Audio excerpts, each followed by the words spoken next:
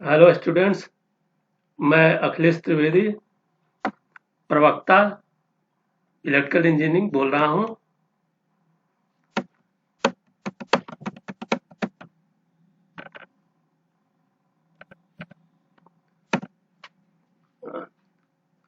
आपको जो है मैं ई सेकंड मैं इलेक्ट्रिकल इंजीनियरिंग सेकंड सब्जेक्ट पाऊंगा और इस संबंध में आपको सबसे पहले ये बताना चाहूंगा कि आप BBP BBP publications private limited Meerut की बुक जो है आरपी गुप्ता द्वारा जो लिखी गई है इसको ले लें, क्योंकि हम इसी को फॉलो करके आपको पढ़ाएंगे। तो जैसा कि आप जानते हैं कि विद्युत सप्लाई दो तरह की होती है, एसी और डीसी। एसी और डीसी में ये एसी करंट का बिहेवियर जो है pure inductance, pure capacitance, pure resistance, तीनों में अलग अलग इनका बिहेवियर होता है। तो इस रेफरेंस में कुछ टर्मिनोलॉजी है जो पहले आप समझ लें, तब आपको आगे समझने में सुविधा होगी। तो सबसे पहले है रेजिस्टेंस, प्रतिरोध। प्रतिरोध क्या होता है कि प्रतिरोध में ऊर्जा का लॉस होता है, प्रतिरोध में विद्युत ऊर्जा स्टोर होती है। और दूसरा होता है रिएक्टेंस, प्रतिघात। प्रतिघात में क्या होता है कि इसमें जो है ये विद्युत धारा का विरोध करती है, विद्युत धारा का विरोध करती है, लेकिन ऊर्जा का किसी तरह का नुकसान नहीं होता, लॉस नहीं होता है। और तीसरा है धारिता। धारिता में भी जो है विद्युत धारा का जो है प्रतिरोध होता है, लेकिन उसमें ऊर्जा का नुकसान नहीं होता है। तो इस तरह से जो है ये टर्मिनोलॉजीज हैं जो आप अपनी किताब में भी पढ़ेंगे तो आपको समझ में आ जाएगा। तो इसमें जो है सबसे पहले जो है आप देखेंगे, अपने बुक में देखिएगा, तो प्योर रेजिस्टेंस सर्किट जो है, तो जैसा कि आपको सर्किट में देख रहे हैं कि एक रेजिस्टेंस है, इसके क्रॉस वोल्टेज है, वोल्टेज जो लगा हुआ है V=Vm sin ओमेगा t, ये लगा हुआ है। तो हम इसको जब प्रवाहित करते हैं तो क्या होता है कि इसमें जैसा ओम्स लॉ आप पढ़े हैं, वोल्टेज बटे जो भी प्रतिरोध होगा वो आता है तो करंट का मान देता है, अर्थात स्मॉल v बटे आर या Vm sin ओमेगा t बटे आर जो आपके बुक में दिया हुआ है। तो इससे I का मान आपको प्राप्त हो जाते हैं। और इसको जो I का मान है, तो ये जो है इसको हम अगर दूसरे फॉर्म में लिखते हैं तो I=IM कैपिटल A, मतलब मैक्सिमम मान जो I का है Im sin ओमेगा t, जो बुक में आपका लिखा हुआ है, रखा हुआ है। तो हम देखते क्या है कि voltage V sin omega t और current Im sin omega t, दोनों में sin ओमेगा t है, अर्थात वोल्टेज और करंट दोनों जो है एक ही फेस में, इनके बीच में कोई कोण नहीं, एंगल नहीं है। तो ऊपर आपका जो फेजर डायग्राम बना हुआ है तो इसमें कोई कोण नहीं है, यानी उसी के बराबर है। फेजर डायग्राम नीचे बना हुआ आपका वेव डायग्राम भी, तो देखिए इसमें जो है एक साथ मिनिमम होता है, एक साथ मैक्सिमम होते हैं, वोल्टेज और करंट दोनों।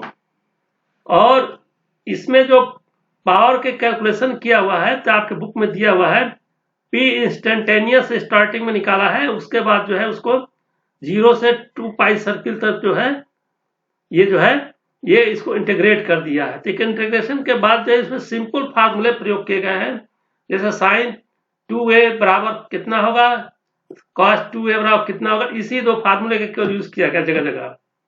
और पावर जो निकाला लास्ट में P=VI वाट, ये शुद्ध प्रतिरोध के लिए है। ठीक, अब नेक्स्ट है, इसके बाद जो आता है आपको जो है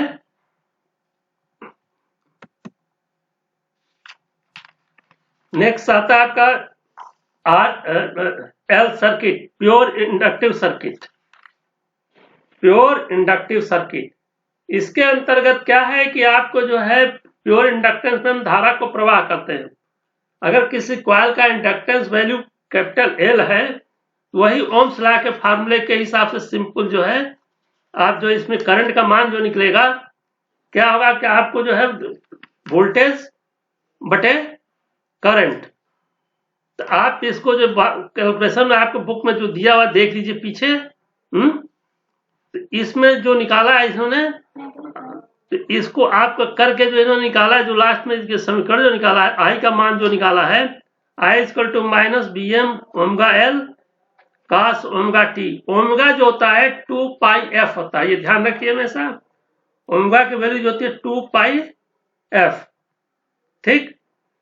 तो ये क्या है कि ये आई का मान निकाला है, तो हम जो ग्राफ जो खींचते हैं, ये जो पीछे जो आपका जब ये जो फेजर डायग्राम बना हुआ है, तो हम किसी को भी तुलना जब करते हैं, कोई भी तुलना करते हैं तो हमेशा तुलना जो है एक ही फॉर्म में होता है, मतलब गाय का गाय से, बैल का बैल से ही होता है जिस तरह से, उसी तरह से इसमें है कि वोल्टेज को कास में और साइन में लिए हुए हैं, लेकिन करंट का जो मान निकाला हमारा I equal to minus V M omega L cos omega T.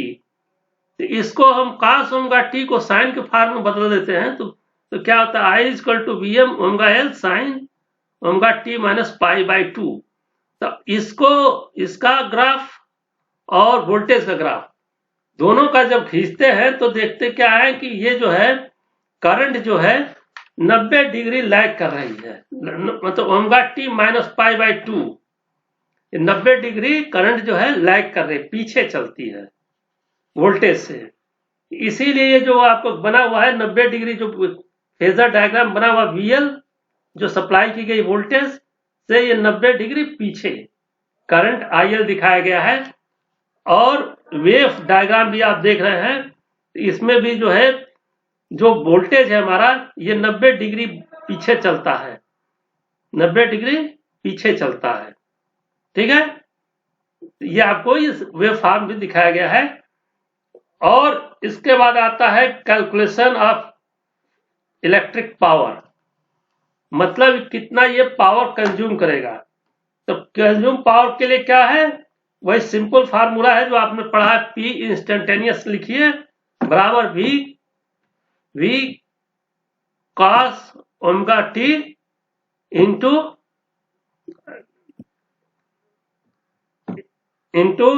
Sign omega T minus pi by 2। अब इसको ये हल किया गया है, सिंपल तरीके से व्यवस्थित कर दिया गया है।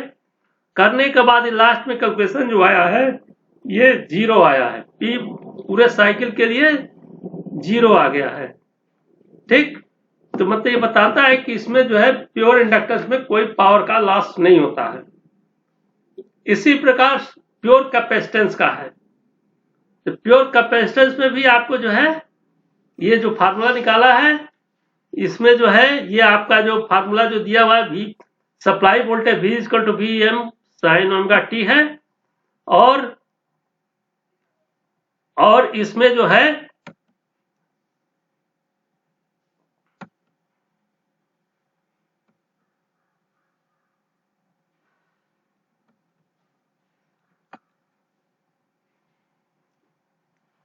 इसमें जो है आपका जो है पूरा जो है जो फार्मूला जो इसके ड्राइव करंट के लिए निकाला, V सप्लाई वोल्टेज जो है V equal to V M sine omega T, आप अपने जैसे बुक में देखते रहिए। और तो एक फार्मूला आपने पढ़ा है कि विद्युत धारा के प्रवाह को क्या बोलते हैं, बेसिक में जो पढ़ा है I equal to Q upon T, मैंने चार्ज पाने की धारा के प्रवाह की दर को कहते हैं ना। तो इसमें देखिए I equal to D Q by D T लिखा है, और ये जो है Q बराबर क्या होता है CV, Q बराबर होता है CV। तो ये इसको जो प्रयोग किया है, प्रयोग करके जो है इन्होंने आगे इसको निकाला है। तो कैलकुलेट करने के बाद लास्ट में जो है I equal to omega C V M sine omega T plus pi by 2। मतलब इस समीकरण से ये स्पष्ट है कि इसमें जो करंट है वो 90 डिग्री आगे चलती है वोल्टेज से, आगे चलती है 90 डिग्री। तो वो आपको दिखाया हुआ फेजर डायग्राम में है, और फेजर डायग्राम में, और ये जो है आपका वेव डायग्राम में भी ये 90 डिग्री आगे चल रही है।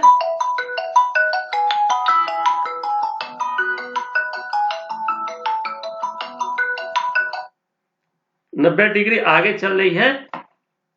तो इस प्रकार इसका ये जो बिहेवियर है, और इसमें पावर कैलकुलेशन कितना खर्च करता है, तो इस पहले इंस्टेंटेनियस का निकाला है, पी जो लिखा है INST लिखना चाहिए था, लिखा नहीं है। तात्कालिक शक्ति जो लिखा है ना, ये इंस्टेंटेनियस है। ये कैलकुलेट करके आपको इसमें दिखाया है लास्ट में 0। मतलब क्या है कि प्योर कैपेसिटर में भी कोई जो है आपका जो है पावर लॉस नहीं होता है, कोई पावर लॉस नहीं होता है। तो ये आपका जो है, ये जो कैलकुलेशंस आपके जो तीनों में दिखाए हैं, रेजिस्टेंस में कोई दिक्कत नहीं है। आपका जो है ये जो इंडक्टिव वाला सर्किट है, इंडक्टिव सर्किट में आप देखे होंगे लास्ट में, ये जो इंडक्टिव सर्किट में देखिए पलट के, I=Vm/L है, नीचे L है। तो L क्या होता है कि इसको जो है इंडक्टिव प्रतिरोध बोलते हैं, प्रतिघात बोलते हैं, और इसका मान जो है आपको ऊपर लिखा हुआ है XL = L या L, ठीक है। ओमेगा का मान 2πf बताया आपको शुरू में, वही चीज आपको लिखा हुआ है प्योर रेजिस्टेंस में भी, आपको प्योर कैपेसिटेंस में भी आपको बताया। इस पे एक्सिस से डिनोट करते हैं, एक्सिस से डिनोट करते हैं, और इसका मान होता है 1/2πfc या 2 × 3.14 गुणे फ्रीक्वेंसी गुणे कैपेसिटिव वैल्यू, ठीक है। तो इसको रख के इसको कैलकुलेट करते हैं, तो ये आपका पूरा सर्किट आ जाता है, ठीक है। अब इसको आप जो है बुक में जैसा दिया है इसको ध्यान से पढ़िए, और पढ़ने के बाद जो है अगले लेक्चर का मेरा इंतजार करिएगा। तो फिर अब आपको उसमें जो भी डाउट होगा वो आपको क्लियर करेंगे, ठीक है। Thank you.